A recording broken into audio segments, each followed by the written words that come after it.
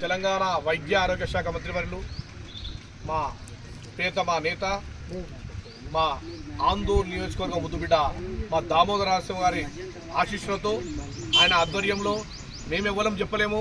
ఇక్కడ ప్లేసు ఇక్కడ బిల్డింగ్ ఏర్పాటు చేయమని ఆయన స్వతహాగా ఆలోచించి 6 కోట్ల రూపాయలను మాకు అద్భుతమైనటువంటి మా బిల్డింగ్ను ఏర్పాటు చేయమని చెప్పి మా మున్సిపల్కు తెలంగాణలోనే నంబర్ 1 బిల్డింగ్గా ఏర్పాటు కావడానికి ఆయన శాయశక్తుల మరి ఇక్కడ ఉన్నటువంటి పరిస్థితులకు అనుగుణంగా 6 కోట్ల రూపాయలను ఆయన శాంక్షన్ చేసి మరి బిల్డింగ్ను కూడా సార్ మీ ఆర్వీఎం అయితే సంస్థ ఉన్నదో మీరు అద్భుతంగా ఏర్పాటు చేయాలా. మీరు ఇక్కడ కొంతమంది బిల్డింగ్లు జరుగుతున్న విషయం మీకు అందరికీ తెలిసిందే. మరి అందులో డస్ట్ చేస్తారు, కంకరలు కూడా పనిచేస్తారు. దయచేసి మేము మీకు ఒకటే విజ్ఞప్తి చేస్తూ ఉన్నాం, అవసరమైతే 6 కోట్లు కాకుండా మీ జేబులోకి ఒక 50 లక్షలు పెట్టా సరే మీరు అద్భుతమైన బిల్డింగ్ ఏర్పాటు చేయండి. మీరు ఏపీ తెలంగాణలో రెండు రాష్ట్రాల్లో కూడా మీరు ఎన్నో అద్భుతమైనటువంటి కట్టడాలను కానివ్వండి ఎన్నో మీ గ్రూప్ ద్వారా కార్యక్రమాలు చేస్తూ ఉన్నారు. కాబట్టి ఈ బిల్డింగ్ పైన మీరు ప్రత్యేక శ్రద్ధ తీసుకొని ఈ బిల్డింగ్ 4 ఫ్లోర్లు ఏదైతే కడుతున్నారో అద్భుతంగా కట్టి మా దామోదర నరసింహ గారికి తెలంగాణలోనే మంచి పేరు తెచ్చే విధంగా మీరందరూ కూడా శాశ్వత ప్రయత్నం చేయాలి. మేము ఆందోళన చూపడం మున్సిపల్ సంబంధించి మున్సిపల్ కౌన్సిలర్ అందరం కూడా చైర్మన్ ఒకటే కాదు వైస్ చైర్మన్ ఉన్నటువంటి కౌన్సిలర్ అందరం కూడా మేమందరం కూడా మీకు ఖచ్చితంగా మీకు సహకారం చేస్తాం. కాబట్టి మీరు కూడా ఏదైతే బిల్డింగ్ కట్టడంలో ఖచ్చితమైన నిర్ణయాలను ఏదైతే తీసుకుంటారో అవి నాణ్యతను పాటిస్తూ గవర్నమెంట్ అధికారులు కూడా ఎట్లయితే సూచిస్తారో వాళ్ళ రకంగా మీరు కట్టాలి. లేకుంటే అనుక్షణం మేము నెలకోసారి వస్తాము చూస్తాం పోతాం, మాది అదే పని. ఏది కట్టినా దామోదర నరసింహ గారి ఆధ్వర్యంలో ఒక్కటి కూడా నాణ్యత లేకుండా ఉంటే మాత్రం మేము ఊరుకునేది లేదు. గత 10 సంవత్సరాల్లో కూడా ఎప్పుడు కూడా శూన్యం. 5 సంవత్సరాలు అటువైంది, 5 సంవత్సరాలు ఇటువైంది, ఏం అభివృద్ధి జరగలేదు. ఒక దగ్గర అయితే 12 కొబ్బరికాయలు కొట్టినాం, ఆ కొబ్బరికాయలు ఇప్పుడు కూడా కులిపోయిన అట్లనే. కాబట్టి ఇప్పుడు సార్ ఏదైతే శంకుస్థాపన ఏర్పాటు చేసిండో ఈరోజు భూమి పూజ జరిగిందో ఇక్కడ నంబర్ 1 వార్డ్ కౌన్సిలర్ దాగూర్ శంకర్ గారి ఆధ్వర్యంలో ఈ రోజు ఈ కార్యక్రమం జరిగింది.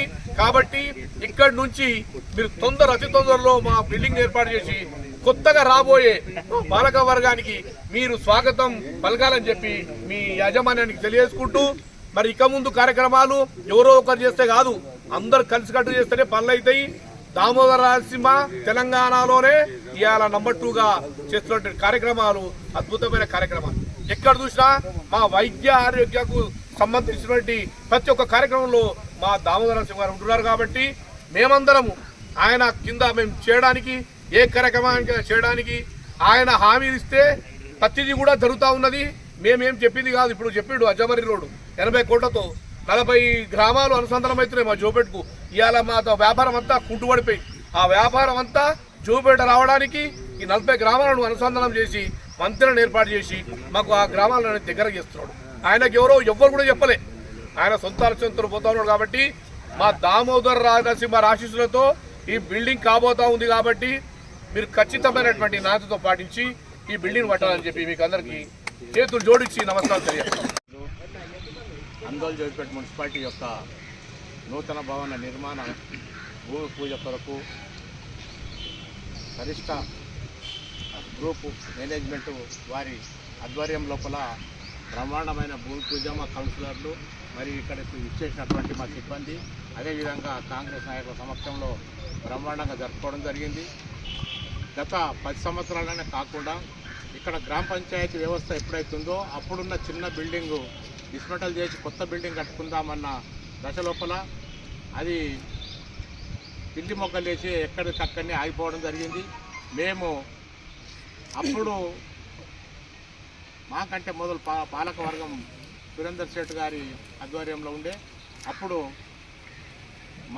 ఎనిమల్ హస్బెండరీ బిల్డింగ్లోకి మార్చి అక్కడ పాలన జరిగించడం జరిగింది.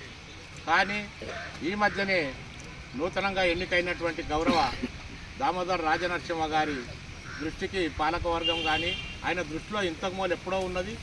ఆయన ఏం చేశాడంటే ఖచ్చితంగా ఆందోళన చేపేటికి మున్సిపల్ బిల్డింగ్ ఉండాలి అని చెప్పే మంచి ఉద్దేశంతో ఈ రెవెన్యూకి సంబంధించినటువంటి 30 గుంటల భూమిని మాకు ట్రాన్స్ఫర్ చేస్తూ జీవో ఇప్పించి అదేవిధంగా 6 కోట్ల రూపాయలు ఇమ్మీడియట్లీ శాంక్షన్ చేపి టెండర్ కాల్ఫర్ చేయించడం జరిగింది.